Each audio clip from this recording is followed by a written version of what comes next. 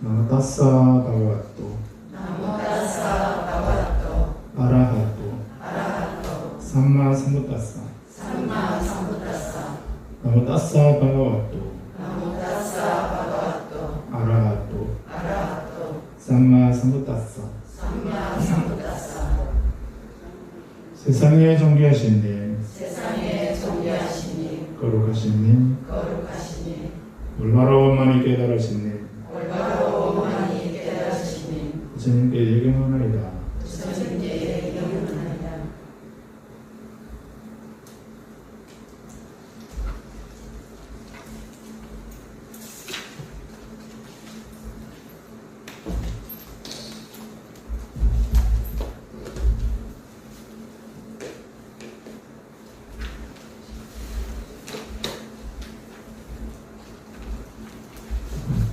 오늘은 54페이지입니다.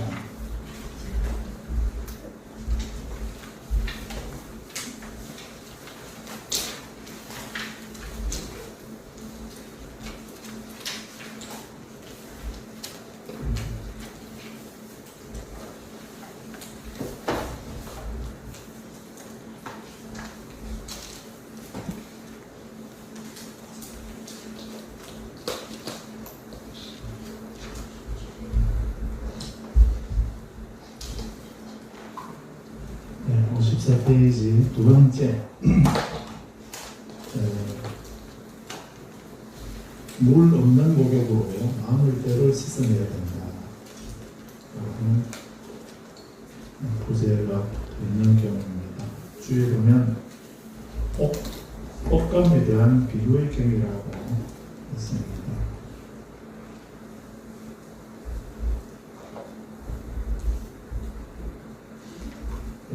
이 경우는 이제 한문으로 번역된 아한경, 중아한경 93번의 수정 번지경이라고 한문으로도 번역되어 있다 했습니다. 옷감에 대한 비유의 경우. 그래서 뒤에 나오는 개송을 이제 앞에 먼저 두고 있는 걸 보면 바오가강과 아리하가강, 가야강과 순다리가강, 사사피강과 바야가강 또한 바오마띠강에 이런 것은 이제 중인도에 있는 그 여러 강들 이름입니다. 그런 강에 어리석은 자 항상 뛰어들어 목욕을 해도 언제나 금은 행위는 악업을 말하지요. 금은 행위를 씻을 수 없네. 순다리가 강이 무슨 소용인가? 가야가 강이 무슨 소용인가? 바오가 강이 무슨 소용인가? 이렇게 이 개수는 뒤에 끝부분에 나오는 부분입니다. 그래서 어리석은 자가 항상 이런 강이 뛰어들어서 목욕을 해도 금은 행위를 악업을 씻을 수가 없다라는 것이 요지입니다. 그래서 악업은 금은 행위, 악업은 또 업장을 소멸해 달라고 하지 않습니까? 그런 업장을 또 악업을 금은 행위를 죄업을 어떻게 소멸하는가, 이 죄악을 어떻게 소멸하는가 이런 문제. 그래서 지금 다른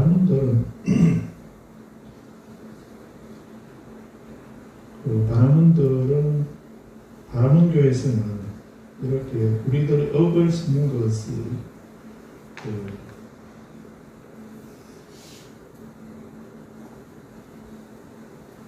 업을 씻는 것이 우리에게 일어나는 이런 여러 가지 일들이 내 행위에 의해서 내가 지은 업에 의해서 이런 일들이 생긴다라고 보는 것은 그렇게 말씀하는 것은 부처님만이 그렇게 말씀하시는 거고, 다른 종교에서는 특히 바라문교에서는 그건 내가 지어서 내가 받는 것이 아니고 그런 일들은 길흉 화복의 모든 일들은 브라만이라든가 이런 신들이 자연신이 있고 지배신이 있고 절대 지배신이 있고 최고 지배신이 있고 창조의 신이 있다라고 이렇게 얘기를 합니다. 그렇게 말하고 있기 때문에 그런 신들이 의해서 이런 일들이 생기고 그렇게 생긴 일들이 길흉 화복을 또 재난을 없애고 악업을 정화하고 싶고 하는 이런 일들도 그런 신이 은총을 베풀면은 그 죄업이 씻겨진다, 정화된다라고 하는 이런 생각을 하기 때문에 그래서 가르문교에서는 그 동물을 죽여서 신에게 은총을 받기 위해서 동물을 죽여서 제사를 지내고 또 이런 강물에서 목욕을 하게 되면 그렇게 목욕을 하게 되면은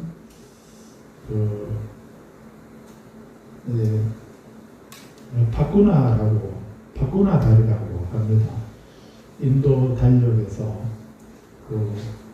2월달하고 3월달을 2월달과 3월달을 파쿠나 달이라고 이렇게 말하는데 이 파쿠나 달의 보름날 파쿠나 달 보름 그 이튿날 그러면 16날이 되죠. 그날에 이 강에 가서 목욕을 하게 되면 그러면은 1년 동안 1년 내내 지은 그런 악업이 정화가 된다고 이렇게 믿고 있습니다. 그래서 우리는 그렇게 할 필요 없어요. 우리는 파쿠나 달뿐만 아니라 뭐 좌우나 보름이나 금음이나 어느 날이라도 나에게 있는 악업이 그렇게 목욕 재개한다 해서 없어지는 것이 아니다라고 부처님은 그런 말씀하고 있는데 바라문교는 그렇게 얘기를 하고 있는 것입니다. 그래서 그런 믿음을 가지고 있었기 때문에 그런 믿음이 지금까지도 전해져서 인도에서는 1년에 한 번씩 이렇게 그 파쿠나 달에 겐지스 강에 가서 목욕을 하는 이런 축제 여기서도 나오고 있지만 이 경전에 그 축제의 근원이 그 축제를 하고 있는 모습이 경전에서도 이렇게 말씀하고 있는 것을 보면 그 전통이 3000년 훨씬 넘은 그 옛날부터 인도 사람들이 해왔던 그런 전통 신앙이었다라고 하는 걸 볼 수 있습니다. 부처님 당시에도 그렇게 하고 있었다는 거예요. 그게 지금까지도 하고 있어서 최근에 이런 축제 때문에 사람들이 겐지스강에 수백만 명의 사람들이 겐지스강으로 몰려와서 몇날 며칠 이렇게 축제를 하고 목욕을 하고 그렇게 하는 바람에 코로나가 확산이 되고 또 변이가 생겨서 거기서 생긴 변이를 델타 변이종이라고 합니다.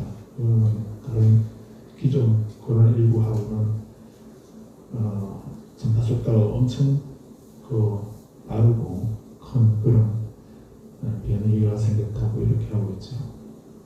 그래서 이런 일들이 지금 당시에도 이렇게 하는 전통에 의해서 바라문교에서는 그렇게 말을 하고 있기 때문에 본인이 1년 동안 어떤 업을 짓든가 어떤 말을 하고 어떤 행동을 하고 어떤 생각을 하고 그렇게 살면서 악업을 지었다 하더라도 파쿠나 달에 강에서 이런 강에 목욕을 하게 되면 악업이 정화된다라고 이런 믿음을 가지고 있습니다. 거기에 대해서 부처님은 어리석은 자가 항상 이런 강물에 겐지스 강이나 바오카 강이나 아리아카 강이나 가야 강이나 순다레카 강 이런 바오마티 강까지 이런 강에 항상 뛰어들어서 목욕을 한다 하더라도 언제나 검은 해미를 씻을 수는 없다. 만약에 강물에 들어가서 목욕을 하면은 악업이 정화된다고 하면은 겐지스 강에 살고 있는 미꾸라지하고 거기 있는 붕어 같은 거, 붕어 우리나라에 있나요? 거기 있는 물고기들은 다 깨끗한 존재들이겠죠.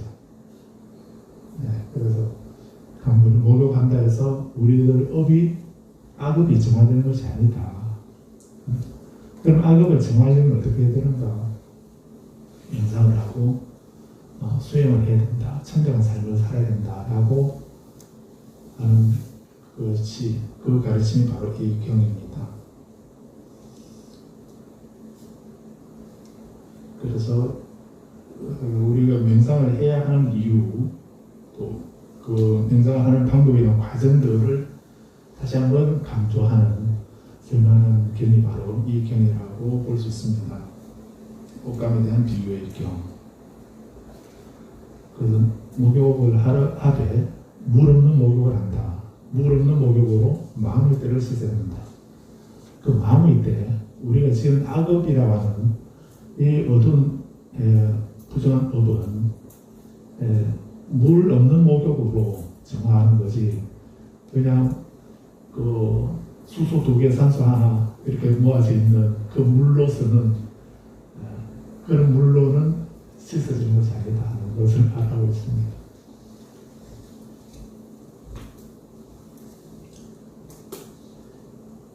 네, 54페이지 1번 내용을 한번 보겠습니다. 그래서 여기서 우리가 명상을 하고 수행하는 것을 어떤 과정으로 해야 되는가 하는 것을 부처님께서 아주 친절하게 자세히 말씀을 하고 계십니다. 따라가 보겠습니다. 요가친노는 한때 세종께서 사바티시의 제타바나에 있는 아나타빈디카 성원에 계셨다.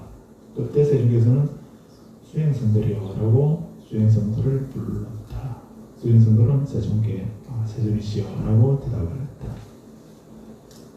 그러자 세종께서 이것을 말씀하십니다. 수행성들이여, 여기 덜에 펴지고 때가 묻은 옷감이 있는데, 덜에 펴지고 때가 묻은 옷감, 또 덜에 펴지지 않고 깨끗한 옷감, 이렇게 좀 비교를 하시면서 말씀을 하시게 됩니다. 그럼 먼저 덜에 펴지고 때가 묻은 옷감, 그런 옷감을 생각을 해보십시오. 덜에 펴지고 때가 묻은 옷감이 있는데 염색공이 그것을 청색이나 노란색, 빨간색 또는 분홍색이나 어떤 다른 염료로 그것들을 물들이면, 덜에 펴지고 때가 묻은 옷감을 물들이려고 할 때, 그럴 때 덜에 펴지고 때가 묻은 그 옷감은 물들이려고 하면은 잘 물들지 않고 선명하게 물들지 않을 것이다. 왜냐하면 그것은 무슨 까닭일까? 수행성들이요, 그것은 옷감이 깨끗하지 않기 때문이다. 수행성들이 이와 같이 마음이 더럽혀지면 나쁜 운명이 그대들을 기다린다. 그래서 더럽혀지고 때가 묻은 옷감을 물들이려고 할 때 선명하게 잘 물들지도 않고 선명하게 물들지 않는데, 그것은 그 옷감이 바탕이 더럽혀져 있고 때가 묻어 있기 때문에 그렇다 하는 얘기이죠. 그런 것처럼 우리 마음이 더럽혀져 있으면 우리에게 나쁜 운명이 우리들에게 따른다라고 했습니다. 그럼 이 나쁜 운명은 두 가지입니다. 나쁜 운명은 두 가지인데 선취하고 악취 이렇게 말할 수 있습니다. 삼악도하고 삼선도, 삼선취, 삼악취 이렇게 말할 수 있습니다. 그래서 33번 추를 보면은 압취라고 하는 거는 두카띠에서 압취라고 하는 거는 지옥 축생하기를 말한다라고 되어 있죠. 성취에 대해서는 수가띠라고 하는 거는 인간 세상 천상계를 말한다 했습니다. 여기서 아수라는 빠져있죠. 아수라는 성취라고도 하는데 6도 중에 세 곳은 악한 곳이고 세 곳은 좋은 곳이다 이렇게 말을 할 때 사막도 하면은 세 가지만 말할 때는 아수라를 뺍니다. 그런데 아수라는 천상에 속하는 것이긴 하지만 투쟁의 신들입니다. 그렇기 때문에 이 아수라들은 항상 그 시기에 질투하고 싸우고 하는 투쟁의 신들입니다. 그래서 이곳은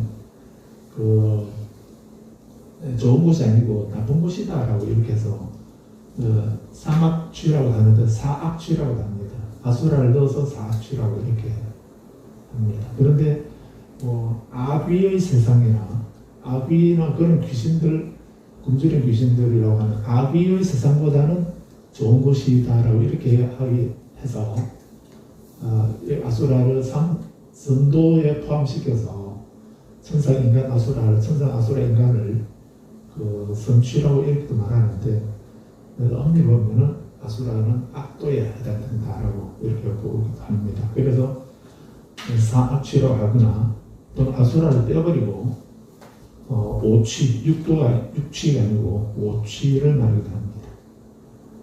또 대성경에 능엄경이라고 우리 능엄주 그 능엄주를 설하고 있는 능엄경에 보면 육도가 아니고 칠취입니다.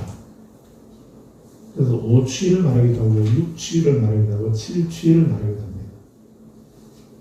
그래서 아수라를 빼면 오취, 아수라를 포함하면 육취, 거기다가 신선도를 더합니다. 신선들의 세계, 신선들이 살고 있는 세계를 더하면은 능엄경에서는 칠취를 말합니다. 그래서 신선이든 천상, 천인이든 아수라든 다 포함해서 이분들이 기본적으로는 중생의 세간이다, 중생들의 세계다라고 하는 수명의 차이가 있습니다. 수명은 신선들도 보면 동방사기라고 하는 중국이에요. 동방사기라고 하는 신선은 삼천갑자라고 그러죠. 3000년을 살았다 이런 얘기입니다. 그리고 팽조라고 하는 신선은 800년을 살았다 이렇게 얘기합니다. 그래서 신선들은 어떤 조식을 잘 다스려서 그 장수, 양생이라고도 하는 이 장수를 하는 오래 사는 그런 능력을 가진 분들이 있습니다. 그런 분들을 이제 신선이라고 해서 선도 또는 신선도, 선임 이렇게도 얘기를 하는데요. 그렇게 해도 3000년을 살고 800년을 살고 3000년을 살고 이렇게 해도 3001살까지 못 살고 3000년 만에 죽었다는 이런 얘기죠. 800년까지는 살았는데 우리 100년이나 100년 남짓밖에 못 사는 우리들에 비하면 800년 살면 많이 산 거죠. 그래서 요즘은 의술이 좋아서 재수 없으면 200살까지 살 수 있다고 이렇게. 근데 200살까지 살면 왜 재수 없지요?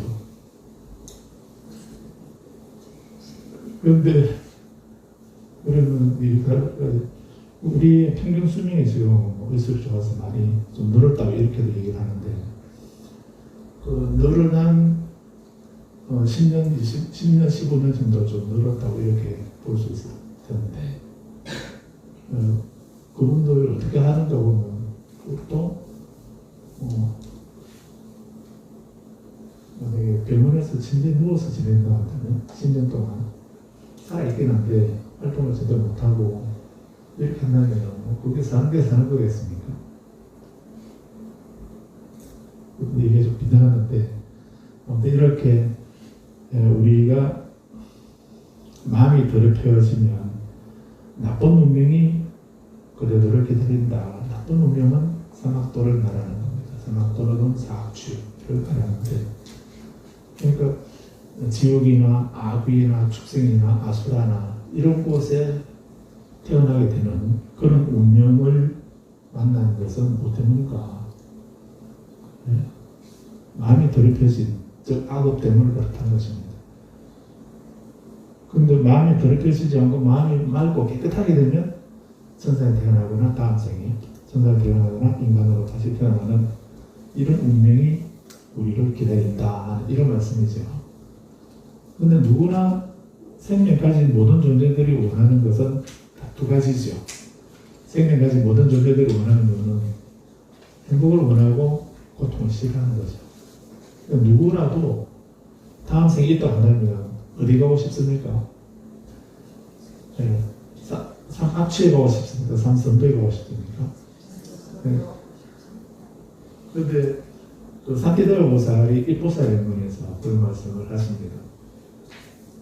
중생들은 지혜가 없어서 고통을 싫어하면서도 또 사막도를 싫어하면서도, 그런데 그 고통의 원인을 향해서는 분화비처럼 불에 뛰어든다라고 이렇게 합니다. 그 분화비가 불을 보면은, 그래서 율장에 보면은 이제 스님들이 다른 수행자들은 촛불도 그냥 켜두면 안 된다 했습니다. 촛불도 그냥 켜도 안 되고, 촛불을 저렇게 가려서 나비가 뛰어들지 않도록, 나비는 우리가 보면 저게 촛불인데, 그런데 나비는 저걸 촛불 안 보이고 아주 찬란하게 빛나는 아름다운 꽃으로 보여서, 그래서 저 불에 뛰어든다는 겁니다. 그런데 그 불인 줄 알면은 안 들어가겠지요. 알고 보는 것이 왜 중요한가? 지혜가 왜 중요한가? 그게 촛불인 줄을 알고 또 촛불로 보는 사람은, 저희 가까이 가면은 우리에게 밝은 빛을 비춰주지만 가까이 가게 되면 타죽게 된다고 하는 걸 알기 때문에 가까이 가지 않지요. 그건 모르기 때문에, 모르니까 달려들어서 저게 아름다운 꽃인 줄 알고 뛰어드는데, 근데 뛰어들면은 그거는 무지하기 때문에 그랬던 거죠. 그래서 달렸던 그 나비는 다 죽습니다.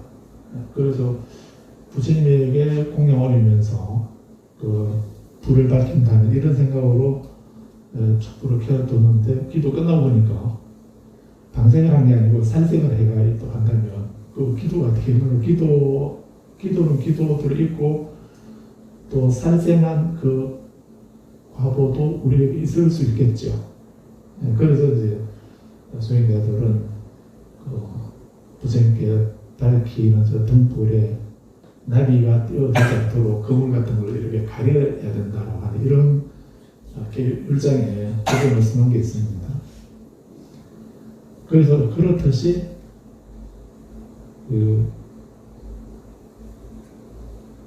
우리는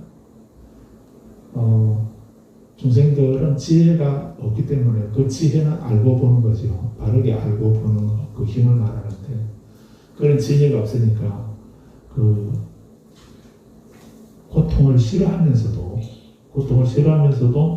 고통을 원인을 향해서 눈아비처럼 달려든다라고 이렇게 했습니다.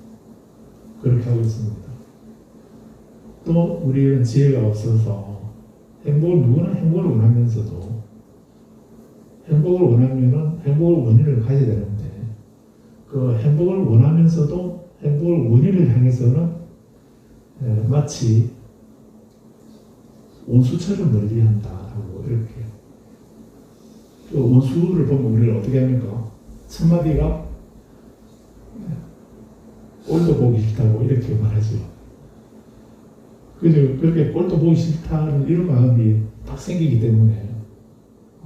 그런데 그 행복의 원인은 우리는 가까이 하고 함께 하고 가까이 해야 되는데 지혜가 없다 보면 그 행복 원인을 가까이 하게 되면 내가 행복해지고 이익을 얻게 되는데도 불구하고 또 원인을 향해서 원수처럼 멀리 한다는 겁니다. 원수처럼 멀리 하기 때문에 행복 원인을 짓지 못하게 되는 거죠. 행복 원인을 짓지 않으니까 내가 행복해질 리가 없죠. 그런 것처럼 이렇게 우리가 마음이 더럽혀지게 되면 나쁜 운명이 그들을 우리를 기다리고 있고 마음이 맑아져 깨끗해지면 청정해지게 되면 좋은 운명이 즐거운 행복한 운명이 우리를 기다리는데 그 행복한 운명은 천상에 태어나거나 사람으로 다시 태어난다는 것입니다. 55페이지 4번 수행선들이 여기 깨끗하고 청정한 옷감이 있는데 3번에서는 더럽혀지고 때 묻은 옷감이 있는데 이렇게 하셨죠. 여기서는 이제 깨끗하고 청정한 옷감이 있는데 인쇄공이 그것을 청색, 노란색, 빨간색 또는 분홍색이나 어떤 다른 염료로 그것을 물들이면 잘 물이 들고 또 선명하게 물들 것이다. 그것은 무슨 까닭인가? 수행선들이요. 그것은 옷감이 깨끗하기 때문이다. 수행선들이요. 이와 같이 마음이 더럽혀지지 않으면 좋은 운명이 그들을 기다린다. 그래서 우리가 마음이 더럽혀지게 되면은 나쁜 운명이 마음이 더럽혀지지 않으면 좀 깨끗하게 되면 좋은 운명이 그들을 기다린다라고 하는 이것을 그거를 마음이 더럽혀지면 나쁜 운명이 기다릴 거다 또는 마음이 더럽혀지지 않으면 좋은 운명이 기다릴 거다라고 하는 이런 거 그냥 이렇게 그만 말씀하게 되면 잘 와닿지 않을 수도 있습니다. 그래서 부처님은 우리가 이해할 수 있는 좋은 비유를 들어서 깨끗하고 청정한 옷감, 그걸 때묻고 부정한 옷감. 그러니까 사실은 우리는 빨래는 누가 합니까? 삼성 보살님이 하고 LG 보살님이 하시죠. 그래서 뭐 그냥 세탁물을 넣고 버튼만 누르는 이렇게 세탁을 하는 우리는 별로 실감이 안 날 텐데, 근데 손빨래를 해보거나 옷감을 쪽 염색이나 이런 염색을 해본 사람은 금방 이해할 수 있겠죠. 그래서 깨끗하고 청정한 옷감하고 또 때먹고 부정한 그런 옷감에 염색을 하고 물들어리고 이렇게 하려고 할 때 어느 쪽이 쉬운가, 어느 쪽이 더 선명하고 깨끗하게 내가 원하는 색으로 잘 염색이 되는가 하는 것을 경험해본 사람은 금방 이 말씀을 이해할 수 있게 되겠죠. 그래서 부처님은 이렇게 우리 수준에 맞게 우리가 금방 이해할 수 있는 이런 내용으로 비유를 해서 가르침을 전하고 있습니다. 그래서 이렇게 부처님은 그 비유의 달인이시다라고 이렇게 할 수 있습니다. 아무튼 이렇게 마음이 더럽혀지지 않으면 좋은 운명이 우리를 기다린다라고 이렇게 하셨고, 좋은 운명은 천상과 인간 육도로 보면은 그 두 성취를 말하고, 나쁜 운명은 지옥, 축생, 악귀를 말합니다. 아수라까지. 자, 그러면 우리는 이제 마음을 더럽혀야 되는가, 또 깨끗하게 해야 되겠는가 하는 것을 생각할 수 있죠. 그래서 누구 마음입니까? 다른 사람 마음이 아니고 내 마음이죠. 우리는 내 자신의 마음을 더럽힌 상태로 떼먹고 부정한 상태로 놔둬야 될 것인가, 아니면 내 마음을 더럽히지 않도록 또 맑고 깨끗하게 정화해야 되겠는가 하는 이런 문제가 있게 됩니다. 그러면 마음이 더럽혀지면은 나쁜 운명이, 마음이 더럽혀지지 않으면은 좋은 운명이 기다린다, 이렇게 하게 되면 우리의 본능은 누구나 다 좋은 운명을 바라고 나쁜 운명을 싫어합니다. 그렇게 하면은 그런 거는 우리 안 가르쳐줘도 우리가 다 알고 있는 살아있는 모든 존재의 본능입니다.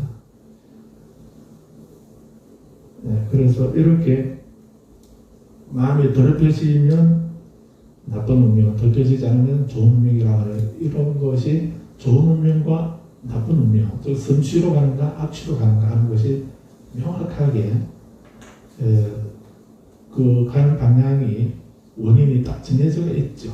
그래서 마음이 떼먹고 부정하고 더럽혀져 있게 되면 나쁜 운명이 있게 된다 하는 것이고, 또 그렇지 않으면 좋은 운명이 있다 하는 것을 이렇게 명확하게 딱 나눠져 있지 않습니까? 그렇다면 지금 우리는 뭐 어떻게 해야 되겠는가? 내가 내 마음이 더럽혀지고 때묻은 상태로, 오염된 상태로 그대로 놔둘 것인가? 아니면 또 내 마음을 청정하고 맑고 깨끗하게 할 것인가 하는 이런 것이 명확하게 딱 나눠지게 되죠.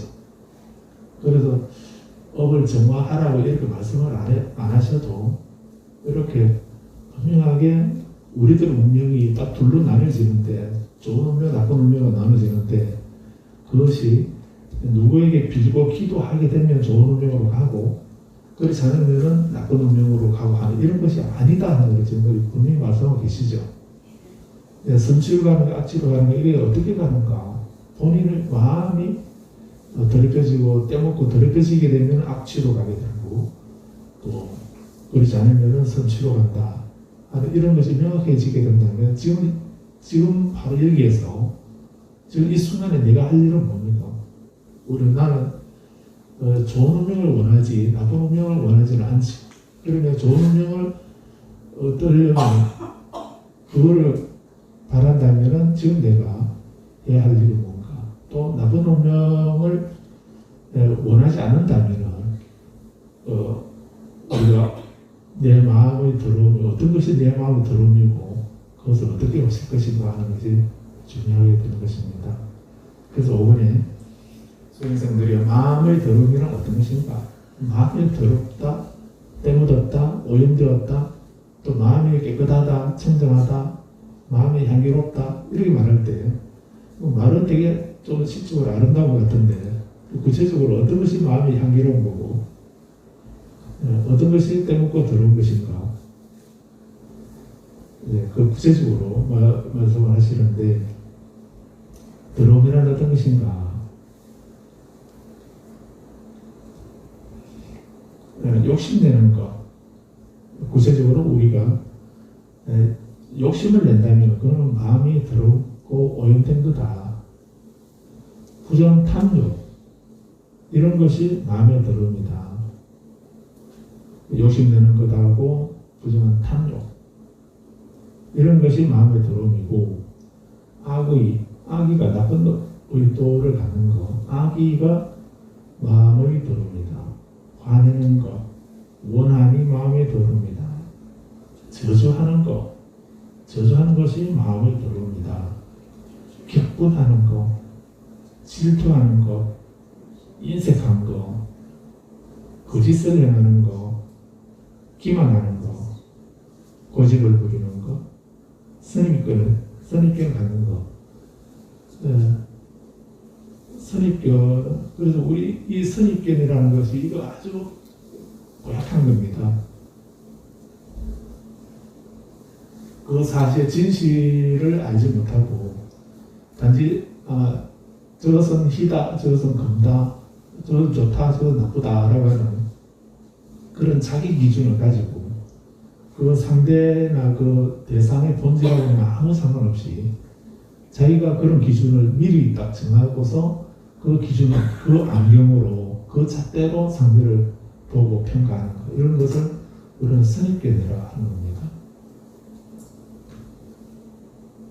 그래서 우리는 전혀 모르는 처음 만나는 난생 처음 만나는 사람이라도 그 사람을 딱 보게 되면 그 사람이 처음 보는데 좋은 사람과 나쁜 사람이 어떻게 합니까? 그래도 우리는 아주 심묘한 심통력이 있어가지고 한 4초, 5초만 지나면 저 사람이 어떤 사람이다 하는 걸 평가를 우리는 다 내린다고 합니다. 저 사람은 좋은 사람, 저 사람은 나쁜 사람. 이런 식으로 평가를 내리고 그렇게 내린 그 결론을 따라서 말하고 행동한다는 것입니다. 누구나 다 그렇다는 겁니다. 시간이 오래 걸리지도 않고요. 1분도 안 되죠. 4초 내지 5초 그 사이에 저 사람 좋은 사람이구나, 저 사람 나쁜 사람이다, 이런 식으로 평가를 내린다고 합니다. 그 평가를 믿지 말라고 부처님은 말씀합니다. 그래서 부처님은 다른 표현으로 수행자들이 다른 사람을 평가하는 사람이 되지 마라, 이렇게 그런 말씀도 하십니다. 왜 평가하는 사람이 되지 말라고 하시는가? 우리들 평가는 오류가 있기 때문에.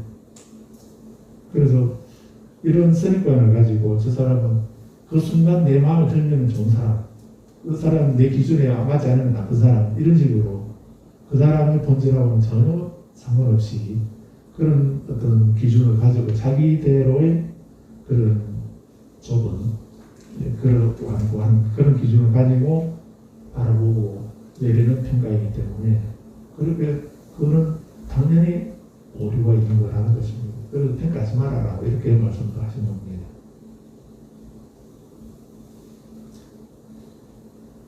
그래서 선입견을 갖는 것은 좋지 않습니다. 지혜를 갖는 거하고 선입견을 갖는 거하고 다릅니다. 저 사람이 좋은 사람인가 나쁜 사람인가, 걔를 잘 지키는 사람인가 지키지 않는 사람인가 어떻게 알 수 있는가? 우리는 어떻게 합니까? 차 보면 뭐라고 그럽니까? 차 보면 안다라고 이렇게. 그런데 그거는 그렇게는 모른다 했습니다. 부처님은 그렇게 차 봐가지고 모른다 했습니다. 그런데 우리는 부처님보다 더 나은 능력이 있는지 그래 차 보면 안다고 이렇게 얘기를 합니다. 그런데 그거 믿지 말아야 했습니다. 어떻게 할 수 있는가? 부처님은 나이를 물어봐도 내가 가르쳐줄게, 이렇게 말씀하시지 않고 우리가 그 사람이 좋은 사람인가 나쁜 사람인가, 본내가 다한 사람인가 아닌가, 또는 계획을 잘 지키는 사람인가 아닌가 어떻게 할 수 있는가? 방법을 딱 하나라고 했습니다. 어떤 방법을 알 수 있겠습니까? 척 봐가지고 모른다 했습니다. 척 봐가지고 아는 거 다 속는다 했습니다. 그럼 어떻게 알 수 있습니까? 오래 사귀어봐야 된다 했습니다. 오래 사귀어봐야 안다. 같이 살아가야 된다. 오래 사귀어봐야 첫 볼 때는 천생연분이다라고 이렇게 생각했는데, 근데 오래 사귀어보니까 안 천생연분일 때도 그런 경우도 많지요. 근데 어떻게 하겠습니까? 시간이 지나면. 그래서 너무 춥습니까? 온도 좀 낮춰 높이시죠. 가까이 가야 돼요.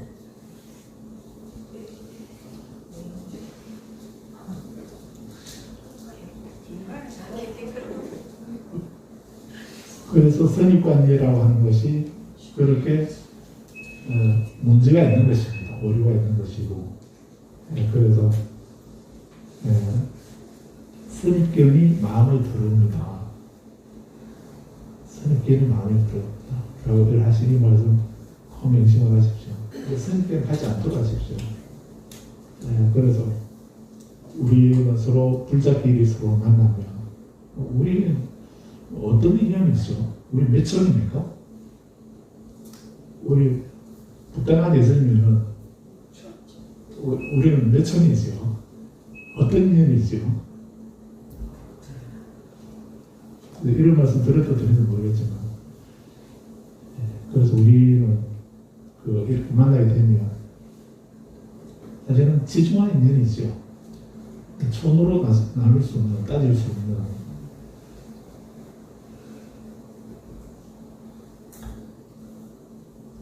타락타가 있을 때, 그 까규파의 장군 꽁돌 림포체라고 있습니다. 지금은 이제 한 10대 후반, 지금은 한 20대 초반쯤 됐을라나. 근데 제가 있을 때는 초등학교 1학년, 2학년 그 정도 되는 나이였습니다. 키도 조그만하고, 그런데 되게 아주 그 림포체를 잘생겼다 이렇게 말하면 안 되고, 림포체가 되게 원만하게 생겼습니다. 되게 귀엽게 생겼고, 근데 가사를 위에 이제 그치면 가사 아래에 있는 그런 붉은 천이 있는데, 그 천을 이렇게 걸치고 오른쪽 어깨는 들어내면서 이렇게 되거든요. 평소에도 늘 그런 게 있거든요. 근데 그런 조그만 천을 걸치고 왼쪽을 먼저 딱 듣고 오른쪽으로 이렇게 넘겨서 걸어가면서 이렇게 하는데 너무 자연스럽게, 근데 되게 멋있어 보여갖고, 저 어린 나이에 어떻게 저렇게 잘하나. 그런데 그런 모습도 그러고, 한 번은 제가 점심시간에 공양하러 간다고 방에 나오니까 그 림포체가 이제 그 전생에 까라마파 존자는 스승이거든요. 근데 지금은 이제 환생해 왔으니까 어리니까 이제 까라마파 존자님이 또 그 림포체를 가르치는 겁니다. 그리고 지금 까라마파 존자가 입적을 하고 이제 다시 또 어린 나이로 환생자로 오게 되면 이제 이 림포체가 또 어른이 되실 테니까 그러면 이쪽 또 까라마파 존자를 가르치고 이렇게 되는 게, 그렇게 스승과 제자가 그런 관계로 이어집니다. 그런데 그 까라마파 존자의 전생의 스승이었는데 지금 이제 환생에 오셔서 까라마파 존자에게 또 법을 전수받고 하는 그런 관계로 와 계시는데, 지금 원래 저는 네팔에 있고요. 그래서 1년에 한두 번씩 그렇게 별도로 오셔서 몇 달 동안 계시면서 공부를 하고 가시고 이렇게 하시거든요. 아무튼 그렇게 오셨는데, 오시면 이제 뭐 건물 2층에, 건너편 건물 2층에 계시고 저는 건너편 아래층에 1층에 들어가 있었고, 그리고 점심시간에 공양하러 간다고 나오니까 그리고 제가 바깥에 베란다에 나와서 내다보면서 어디 가냐고, 밥 먹으러 가려고 이랬더니, 그래서 되게 관심을 갖고 여기 따로 이렇게 하시는데, 근데 한국 사람들도 다른 사람 많이 와서 있는데, 근데 그거 림포체 친구한테 와서 이렇게 아주 친구도 가려고 이렇게 했는데, 근데 어리고 귀엽고 이렇게 하니까 그 자기 손자나 막내 동생이나 이렇게 생각하고 귀엽게 이렇게 생각합니다. 그러면서 그 꼬마 림포체라고, 꼬마 림포체 되게 귀엽다고 이렇게 말하니까, 근데 그 림포체를 그 시중도는 시자들은 나이가 많은 그 나이 든 피부들이 하거든요. 나이 든 스님들이 림포체니까 큰 스님 모시듯이 이렇게 시중을 들거든요. 그래서 우리나라 사람들은 우리 생각으로 어리니까 귀엽다고 꼬마 림포체라고, 림포체는 어른이라는 말인데, 근데 어른이란 이런 뜻이 되죠. 꼬마 림포체라고 이렇게. 그 말을 알아듣고 꼬마라고 춤춤, 뒤에 말하면 춤춤 꼬마, 작은 림포체, 꼬마 림포체라고 이렇게 말하니까 그 시자에게 그렇게 말한 한 사람은 되게 혼이 났답니다.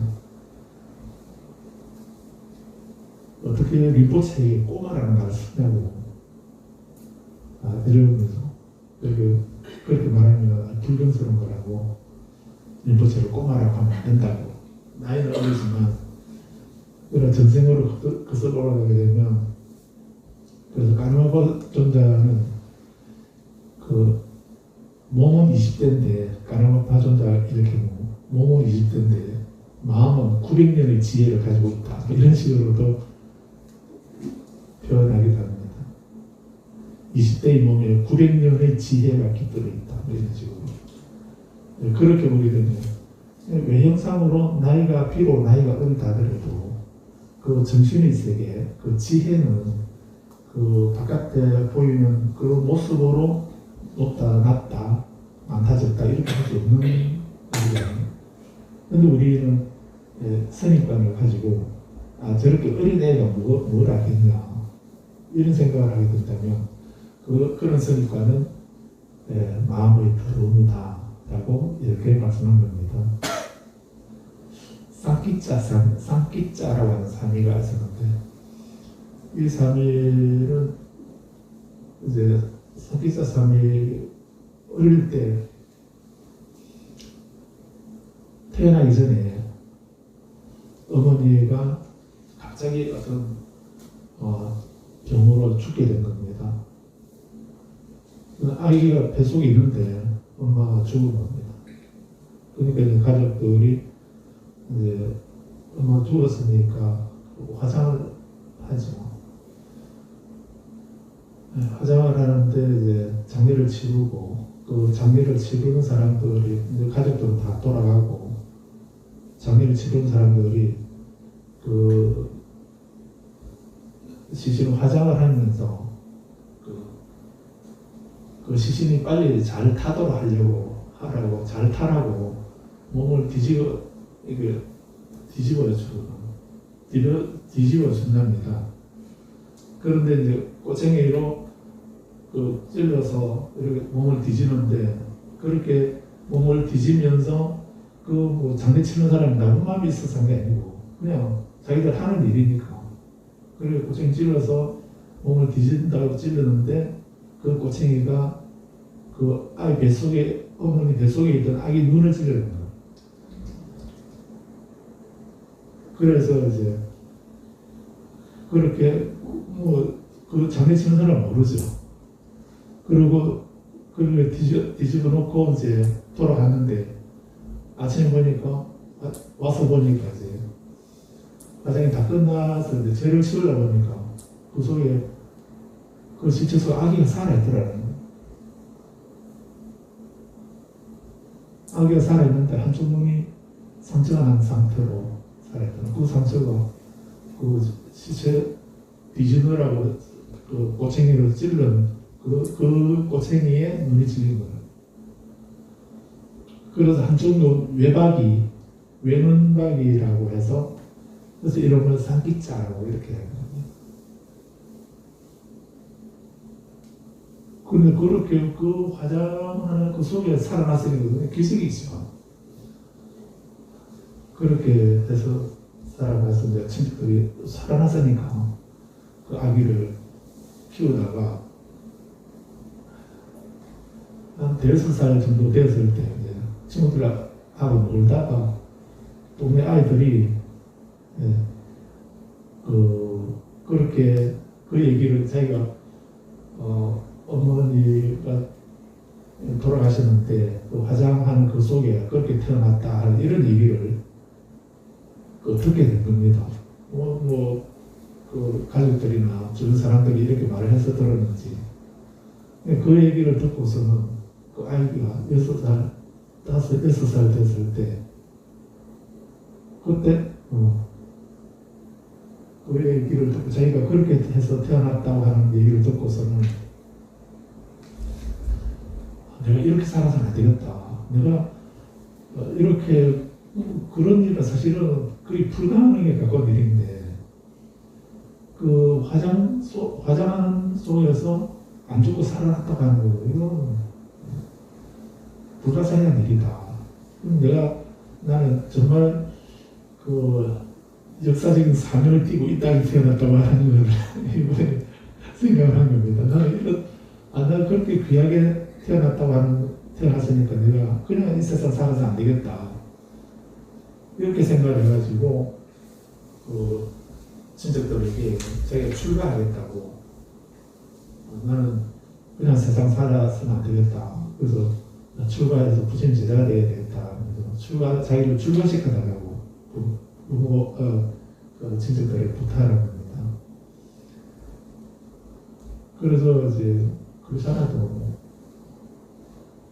부모는 아이를 이렇게 키우는 데서 힘들었는데, 그래도 내생 못하고 있었는데 출가하겠다니까 잘됐다고 생각했는지 몰라도 아무튼 그 부모들이 마침 그 사립을 존자의 신도였던 겁니다.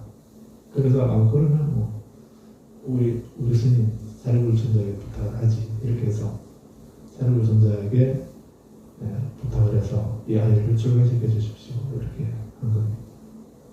사립을 존자는 그 어변을 아시고 바로 그 아이를 데려갑니다.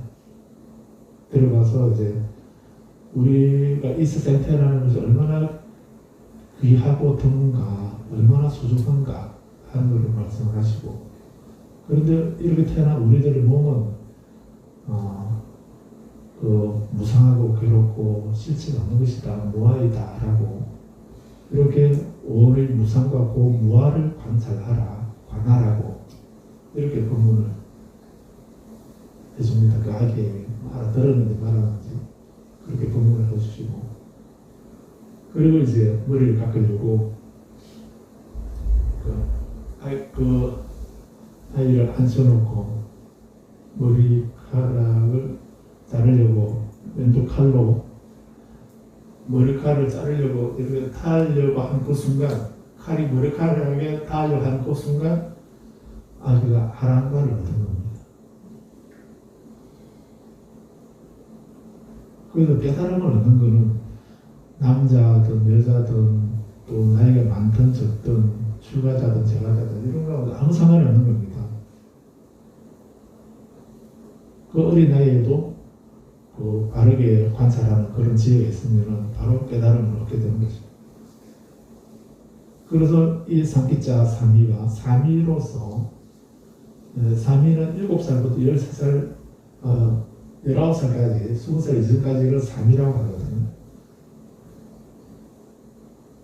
그런데 이 삼기자 삼위는 7살에 바로 아랑과를 얻었다 하고 이렇게 얘기를 합니다.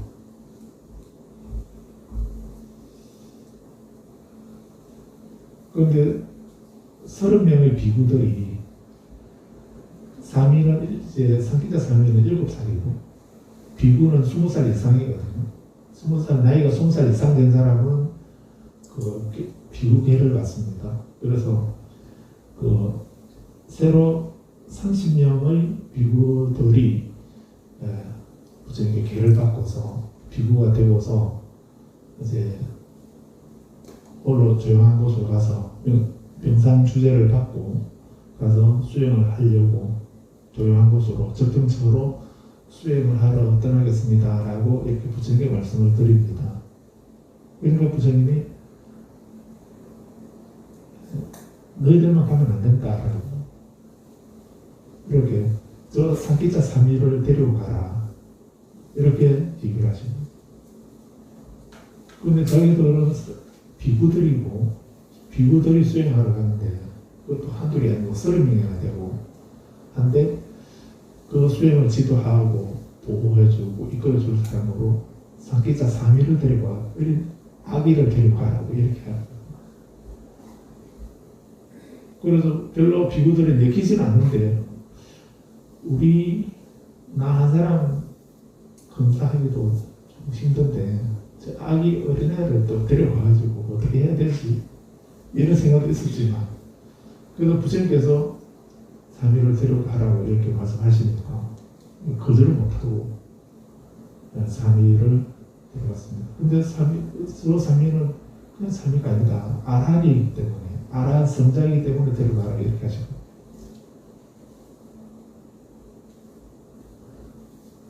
네, 그래서 선기자 3위를 이제 데리고 수행하러 가는데, 거기에서 다른 어느 날 그 산 주변에 살고 있던 산적들이 1년에 한 번씩 그 사람을 인신공양을 올려서 자기들의 사업이 잘 되도록 이렇게 인신공양, 사람을 죽여서 제사를 지내는 그런 일이 있었는데, 그래서 이 산적들이 이제 누구를 잡아서 제사를 지낼까라고 이렇게 궁리를 하고 있는데, 어떤 여자 한 사람이 그 숲속에 홀로 걸어오고 있는 겁니다. 그래서 산적들이 그럼 저 사람을 잡아서 제사를 지내면 되겠다라고 딱 잡았습니다. 그러니까 이 사람 그 여인이 어디서 오냐라고 얘기하니까 절에 갔다 온다고 이렇게 말합니다. 그래서 이 산 너머 보면 스님들 30명 계시는데 거기 갔다 온다고 이렇게 얘기를 합니다. 그 산들이 제사를 지냈는데 이왕에 남자를 죽여서 제사를 지낼 영업이지, 여자를 죽이는 것보다는 남자를 죽여서 고가 올리는 더 영업이 있다는 생각을 해가지고, 그렇다면 이 사람은 보내주고 그 남자를 30명이 살고 있다니까 그 중에 한 사람 잡아가야 되겠다라고 이렇게 하면서 보내준 겁니다. 그래서 스님들에게 그 사람의 스님들이 공양하고 있는 거에서 남는 거를, 스님들이 공양하고 남는 거를 얻어서 먹으면서 살아가는 그런 사람이었답니다. 그런데 스님들에게 그 얘기는 전혀 도움이 안 되는 그런 사람이었어요.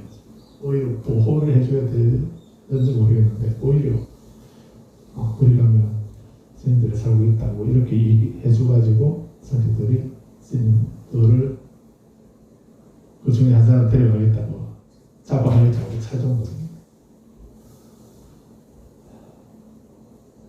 그래서 우리가 그렇게 이런 얘기를 듣고 왔는데, 이제 누구를 데려가면 되겠느냐라고 이렇게 얘기를 한 겁니다. 그러니까 그 30명 중에 제일 나이 많은 그 중에 비구 똑같이 걔는 하루 똑같이 받았지만 세속 나이가 그 중에도 제일 많은 사람이 그것도 내가 나이가 제일 많으니까 내가 갈게 이러면서, 내가 갈 테니까 다른 29명은 그래서 수행을 잘 하십시오 이렇게 얘기를 한 겁니다. 근데 스님이니까 또 그런 생각을 했겠죠. 일반인들 같았으면 서로 자기 살 공유를 할 수도 있겠는데, 근데 그 중에 나이 제일 많은 비구가 자기가 가겠다고 이렇게 났습니다. 그러니까 두 번째 나이 많은 비구가 아니라고, 내가 가겠습니다 이렇게, 내가 갈 테니까 나머지 스님들은 수행을 잘 하십시오 이렇게 하고, 그러니까 세 번째 나이 많은 비구가 아니라고, 내가 가겠다고, 그렇게 해서 계속 이렇게 서로 가겠다고, 서로 안 가겠다고가 아니라 서로 가겠다고 막 이렇게 하다 보니까 서른 문제까지 내려간 겁니다. 마지막 그 중에 제일 막내가 그래도 스님들이 공부하시고 내가 제일 막내니까 내가 가겠습니다 이렇게 말해요. 그 모양을 보고서 상기자 3위가 나서서 그래도 스님들이 가서 되겠습니까? 저는 아직 3이니까 제가 가지고 뭐. 그래서 31번째 이 3위가 가기로 이렇게 정해진 겁니다. 산님들도 가는 보니까 나이 많은 사람보다도 그런 연계를 그렇게 또 공유하게 되면 더 영원이 아니겠나 이 생각을 해가지고 그래서 3위를 데려가기로 한 겁니다. 그 3위를 데려가가지고 이제 그러니까 3위가 내가 할 테니까 교구 스님들은 수행에 집중하십시오 이렇게 하거든요. 한 겁니다. 그리고 가서 이제 산적들이 이 3위를 죽여서 제물로 바치려고 앉혀놓고 칼로 목을 쳐서 그렇게 이제 제물을 올리려고 목을 치려고 그러는데 그 칼이 목에 딱 닿으려고 할 때 닿기 전에 칼 목을 쳤는데 목이 배에 재야 되는데 목에 닿기도 전에 칼이 휘어져 버리는 겁니다. 그래서 이 산적들이 이게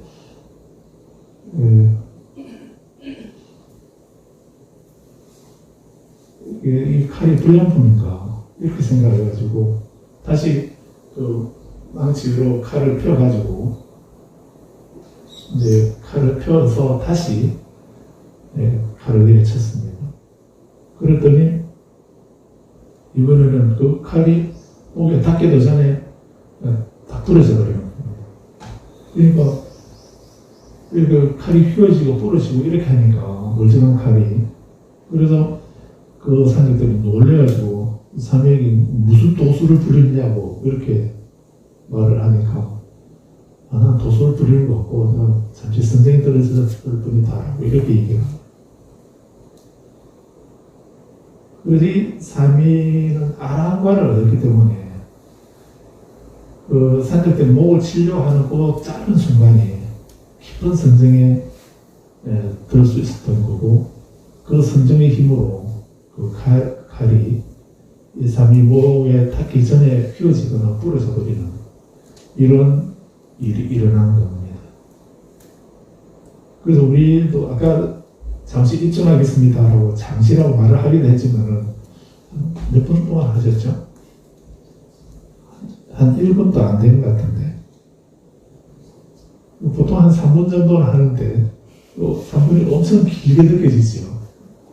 그래서 저는 한 30초 한 1분 좀 되는 것 같아서 부자님들 근기가 엄청 뛰어나가지고 그 짧은 순간에 입증이 가능하구나 법회할 때마다 그런 생각이 들었는데 대단한 근기를 갖고 계신 분들하고 좀 경제를 보는구나 이 생각을 하고 있습니다. 그런데 이렇게 우리가 깊은 선정에 들게 되면 누구라도 그런 이석이 일어납니다. 이석이 이직이 아니라 그래서 봉헌품에도 보면은 누가 칼이나 몽둥이로 때리려고 할 때 연피관음력 관세음보살의 위실력을 생각하게 되면 더 심단단위에 칼이나 막대기가 토막토막 끊어져 버릴 것이다. 이런 구절이 있죠. 그 연피관음력이라는 말이 그 순간에 그 짧은 순간에 그 위급한 순간에 관세음보살의 위실력을 생각하는 거 그게 선정에 드는 것이거든요. 예물섬이라고 할 수 있죠.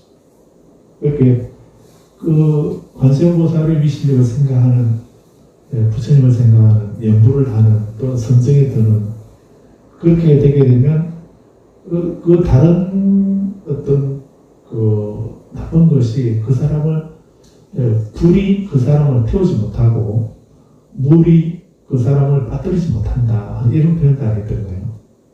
그리고 저런 또 칼이나 막대기 이런 것으로 그 사람을 해치지 않으면 그것이 토막토막 부러져 버린다 이런 얘기. 그래서 옛날에 고왕이 실험을 했습니다. 어떤 사람이 그 동네 불이 났는데 다른 집이 다 불탔는데 그 한 집만 불이 안 타고 멀쩡하게 남아있었던 겁니다. 그래서 그 사람을 그 집주인 불러서 그 사람이 불 지른 게 아니냐고,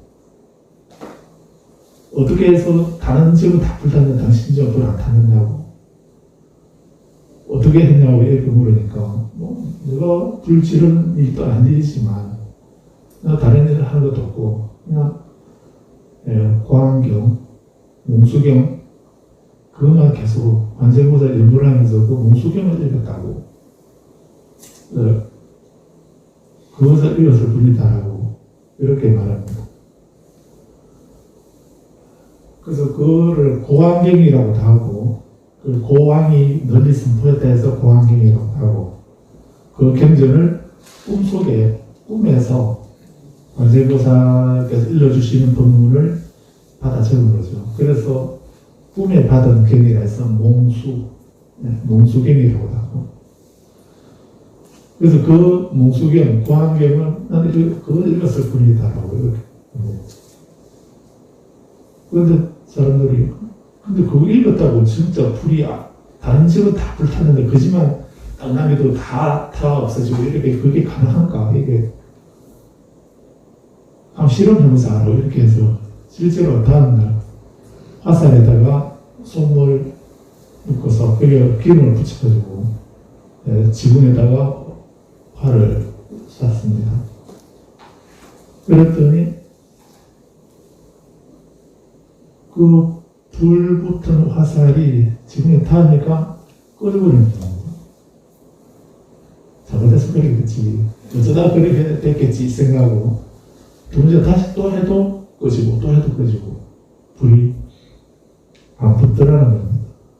그래서 이 관세음보살의 위신력이 이렇게 불이 그 사람을 태우지 않고 물이 그 사람을 빠뜨리지 못하고 다른 외적인 그런 요인들이 이 사람을 해치지 못한다는 그 말씀이 사실이구나, 이렇게 해서 다 몽수경을 외워라, 고환경을 외워라 이렇게 하셨다는 내용은 또 있습니다. 그래서 이게 의미가 나왔는데, 아무튼 우리가 이 상기자 삼위도 그렇게 짧은 순간에 그 선정에 들어버리니까 그 산적들이 휘두르는 그 칼이 부러져 버리는 이런 이직이 나타나는 겁니다. 그래서 그 모습을 보고 또 그런 광경을 보고 듣고 그 500명의 산적들이 다 칼을 버리고 우리도 출가하겠습니다. 이렇게. 그래서 삼위가 하루아침에 500명의 제자를 얻게 되었다고 이렇게 합니다. 그런데 그 부처님이 30명의 비구들이 수행하러 가겠다라고 할 때 상기자 삼위를 데리고 가라고 이렇게 말씀하신 것은 부처님은 그런 상황을 미리 하신 거죠. 그런데 30명 중에 누구라도 첫 번째든 두 번째든 30번째든 누구라도 갔으면 그냥 제물로 바치셨을지도 모릅니다.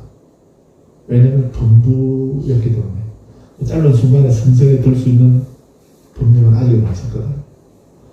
그런데 상기자 삼위는 나이는 7살이지만 아라한과를 어떤 그런 성자였기 때문에 그런 장애가 있을 때 칼이 부러지도록 휘어지고 부러질 수 있는 그런 신통력이 아니라 그런 깊은 선정에 들 수 있는 능력을 가지고 있었다는 것입니다. 그렇기 때문에 그 삼위가 그 30명을 보호해 줄 수 있다는 것을 아시고 부처님이 상기자를 데려가라고 이렇게 말씀하십니다.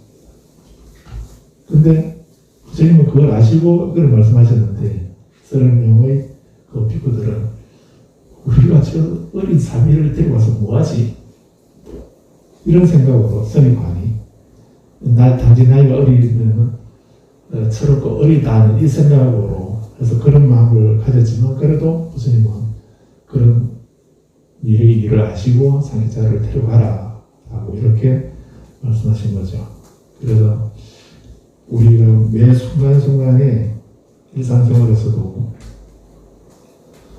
우리가 가지고 있는 선입관은 오류가 있을 수 있습니다. 그렇기 때문에 그런 선입관을 버리고 그래서 내가 좋은 사람, 나쁜 사람 이렇게 미리 선을 그어놓고 이렇게 하지 마시고요. 그렇게 그런 선입관 없이 그런 선입견이 바로 마음의 더러움이다. 이 말씀 다 기억하시기 바랍니다. 자만이 마음의 더러움이다. 오만한 것, 교만한 것, 게으른 것, 방일이 마음의 더러움이다. 그래서 우리가 내 마음이 더럽고 오염되어 있다라고 이렇게 하면은 어떤 경우입니까? 내 마음 속에 욕심내고 욕심을 내거나 부정한 탐욕이 있다든지 악의가 나쁜 뜻, 악의가 있다든지 화를 낸다든지 원한이나 저주나 격분이나 질투나 인색이나 거짓이나 기만이나 고집이나 선입견이나 자만, 오만, 방일, 교만 이런 것이 우리 마음속에 남아있다면 우리 마음은 때묻고 오염된 더러운 것이다. 더러운 것은 이런 더러운 마음에는 나쁜 운명이 기다리고 있다 하는 말씀이 되죠. 6번에 욕심을 내는 것과 부정한 탐욕이 마음의 더러움이라고 알고 나서 그러면 이렇게 욕심이나 부정한 탐욕이나 악이나 이런 것이 더러움이다라고 하는 것을 알고 나면은 어떻게 해야 됩니까? 이왕에 내가 이렇게 마음이 더러워져 있으니까 그냥 내버려 둬야 되겠습니까?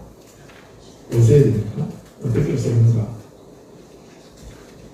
욕심내는 것과 부정한 탐욕으로 이루어진 마음의 더러움을 버려야 되죠. 그리고 악의가 나쁜 마음이 내 마음의 더러움이라고 하는 것을 알고 나서 악의를 품는 마음의 더러움을 버려야 된다. 화내는 것이 마음의 더러움이라는 것을 알았다면 화내는 마음의 더러움을 버려라. 원하니 저주가 격분과 질투, 인색, 거짓을 행하는 것, 기만, 고집, 선입견, 자만, 오만, 교만, 방일이 마음의 더러움이라고 하는 것을 알고 나서는 그런 것을 방이라는 마음의 더러움을 버리는 것. 그것이 우리들의 수행입니다. 그래야만 우리 마음이 맑고 깨끗해지게 된다는 얘기입니다. 여기까지 말씀드리고 다음 시간에 7번부터 하겠습니다.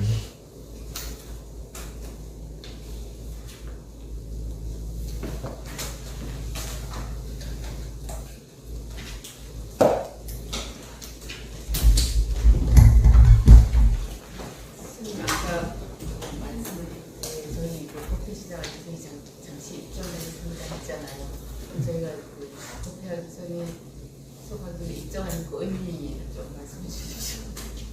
의미? 네, 사실은 괜히 말씀드렸네요. 그런데 법회할 때 이제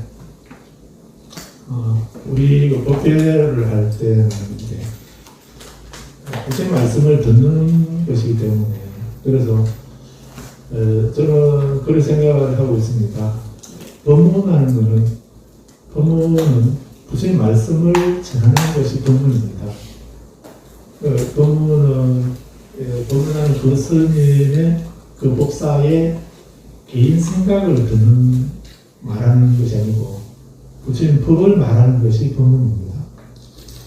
그렇다면 법문을 할 때는 반드시 부처님 말씀을 말씀해야 되고 법문 시간에 자기 개인적인 그 법사의 개인의 신변 찾기에 대해서 이렇게 말을 하거나 세속적인 일에 대해서 말을 하거나 그냥 이렇게 말하는 그건 법문이 아니라고 생각하고 또 또 그렇게 법상에서 그런 말을 해서는 안 된다라고 저는 생각을 합니다. 오늘 부처님께서도 그렇게 말씀하셨고요. 그래서 항상 그래서 법회 법문일 때는 항상 자기 개인 생각을 말하는 게 아니고 부처님 법에 대해서 얘기를 해야 된다 하는 겁니다. 그리고 부처님 법에 대해서 말씀하시게 되면은 그 법사는 누굽니까? 부처님의 화신이라고 생각을 해야 됩니다. 그래서 그 법문 들을 때 아까 말씀드린 것처럼 선입관을 가지고 저 사람은 누군데 어떤 건데 하는 그런 선입관을 가지고 나이가 많다든지 어리다든지 뭐 이런 거 그런저런 생각을 가지고 법문을 들으면 안 되는 겁니다. 법문은 출가자든 재가자든 나이가 많든 적든 남자든 여자든 그런 걸 떠나서 만약에 그이가 법상이고 법문이라고 이렇게 한다고 한다면 그거는 부처님 말씀을 대신 들려주시는 분이다 라고 생각하고 그래서 이제 법회를 할 때는 항상 도문을 청할 때는 3번을 3배를 하지요. 3배를 하고 또 천도가도 부르고 3배를 하는데 우리는 천도가는 안 하고 좀 3배만 하고 있습니다. 그렇게 하는 거는 시간을 좀 절약하려고 그렇습니다. 근데 다른 데 가서 법회할 때는 천도가를 부르고 이렇게 하십시오. 그런데 우리는 3배 절하는 걸로 그 속에 정법의 마음을 담아서 3배 올리는다라고 이렇게 생각해서 3귀를 하고 바로 3배만 하는 걸로 바로 시작하고 있습니다. 그래서 3배 절하는 거는 그 법사에게 절하는 것이 아니고 부처님에게 그 법사가 들려줄 부처님 말씀의 그 법에 얘기하는 겁니다. 그런 생각을 하시고 꼭 3배를 하셔야 됩니다. 법문을 청할 때는.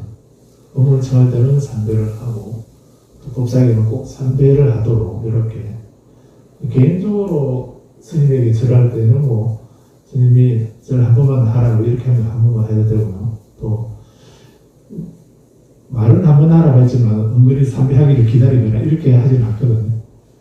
그러지는 않으니까. 근데 그건 개인적인 데는 그렇게 하지만 법사에게는 항상 3배를 하는 거고 또 그분이 제가사라 하더라도 그냥 그 강의가 아니고 법문을 청할 때는 3배를 해야 된다 저는 봅니다. 예, 3배 하는 이유는 그런 것이고 그 다음에 선저 입증을 우리가 하는데 입증은 아까 제가 뭐 그냥 말씀으로 너무 짧다고 이렇게 말씀드렸는데 그 길고 잡는 거는 뭐 큰 문제 아니고요. 예, 그 우리 법회할 때 입증하는 거는 이제 그 주의를 집중하도록 하기 위해서 하기 위한 한 방편으로 이렇게 입증을 하는 겁니다. 그동안에 그 짧은 시간 우리가 선지에 들고 이렇게 한 사람은 뭐 많이 하나 정도 있을까 말까 이런 선택이겠지만 근데 그게 그동안에 우리가 선지에 든다기보다도 이제 우리 모두 다 절을 하고 자리에 앉아서 이제 그 말씀에 집중하기 위해서 이목을 귀와 눈을 이목을 집중하도록 하기 위한 그 방편으로 잠시 입증을 하는 겁니다. 그러니까 뭐 한 30초 1분 정도 이렇게 하셔도 됩니다. 그렇게 해도 괜찮고요. 그리고 다른 수행할 때는 뭐 시간 맞춰서 이렇게 하시고 하는데 법회할 때는 한 1분 정도가 무난하다고 생각합니다.